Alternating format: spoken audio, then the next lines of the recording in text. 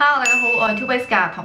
咁唔知大家咧有冇聽過咧咩叫 yogurt art 咧？其實就喺外國咧都頗為流行嘅。咁其實同之前嘅 toast art 差唔多嘅嘢啦，就係喺食物上面畫公仔啦。yogurt art 就即係喺乳酪上面畫公仔啦。咁其實我就喺度諗啦，可唔可以將呢一個概念咧應用喺其他嘅食物上面咧？所以今次咧我就會試下整一個叫做 cheesecake art， 就即係喺 cheesecake 上面畫公仔啦。咁之前咧我都有喺 Instagram 啦問過大家想睇下啲咩卡通人物嘅，咁有好多人咧都話想睇小新啊，咁所以咧今次就決定整一個小新版嘅 cheesecake 啦，咁我哋就快啲開始啦，去片。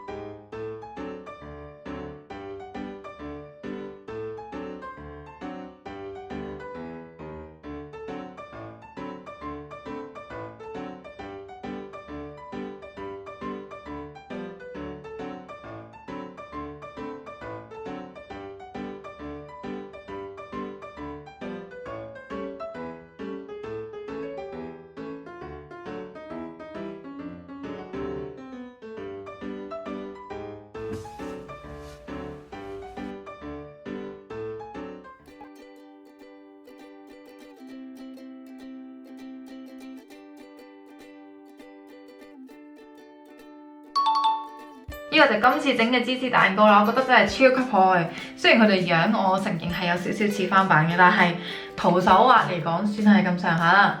咁我唔知大家知唔知啦，其實咧我係唔食 cheesecake 嘅，咁所以咧試食呢一部分咧就決定交俾我男朋友啦。오빠不留啊吧？冇吧？평가 뭐라고 해? 그냥 솔직히 말했는데. 치즈 맛이 좀 진하다. 그래? 약간 요거트 같은데? 레몬 넣었어. 아 그런가 봐. 그래서 좀 진하네. 요거트 같은 그런 새콤달콤한 맛. 살짝 치즈 좋아하고 새콤달콤한 거 좋아하는 사람들 좋아할 것 같아. 알겠어.